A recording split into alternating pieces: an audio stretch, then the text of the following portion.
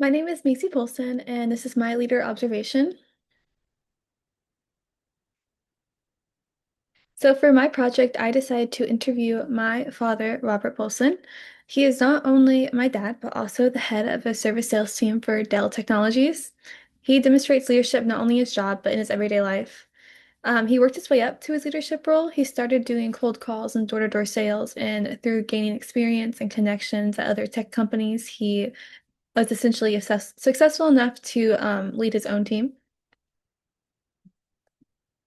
Throughout the interview with my dad, there were a lot of themes among the interview, and a lot of them had to do with the path goal theory. The path goal theory is when the leader motivates followers by removing obstacles, utilizing styles that best meets the followers' needs. These styles are like the supportive, directive, participative, and achievement-oriented styles.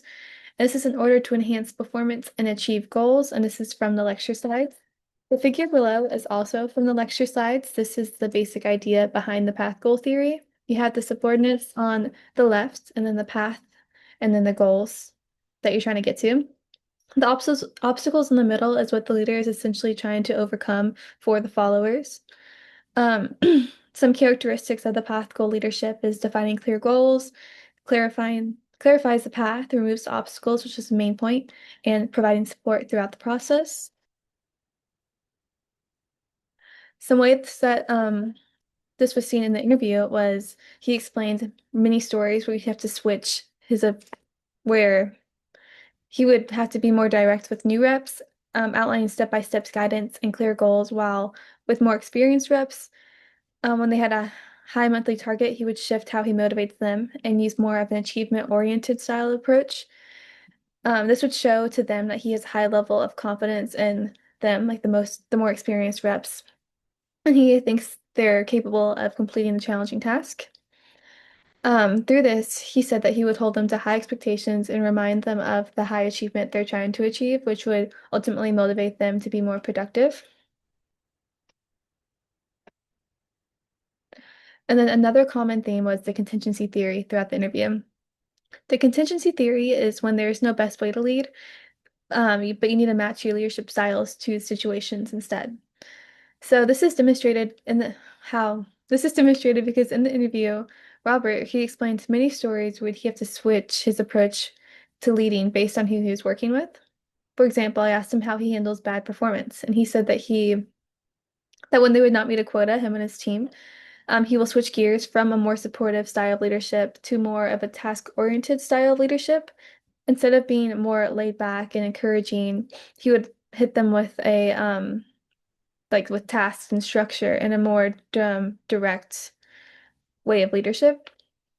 He also explained that he will lead new reps and more experienced reps differently, as I mentioned before.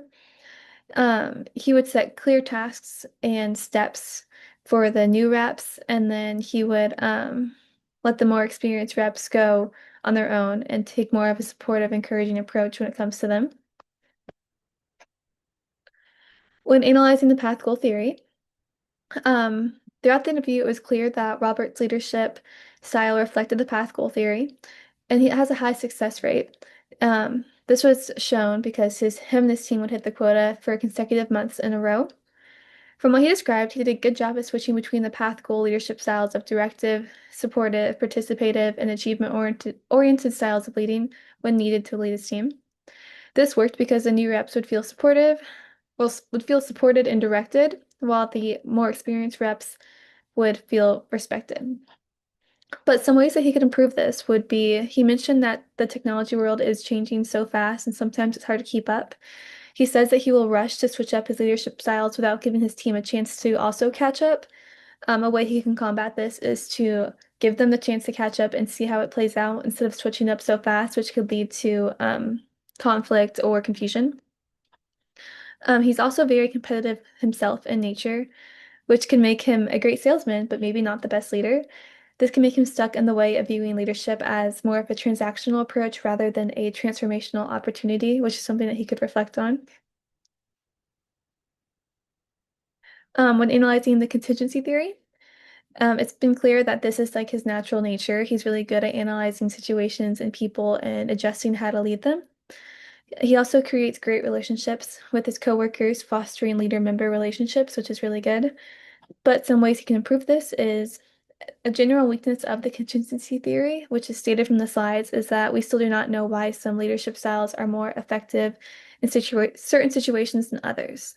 And this can come into play when it comes to Robert because he could misread a situation and use the wrong approach of leadership.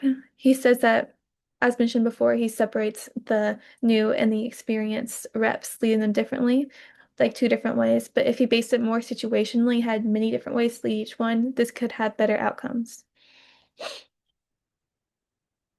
Throughout this interview, I learned a lot about leadership styles and how they apply to the real world, especially in the workforce. Robert spoke a lot about how he learned most of how to lead through experience, through starting from door to door and cold calls. And it took a lot of trial and error to develop the skills that he has now to lead people.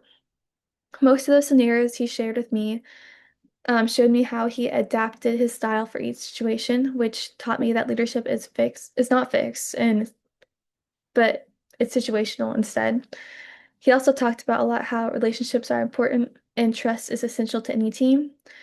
This is also taught in the contingency theory through leader-member relations. And then these are my citations.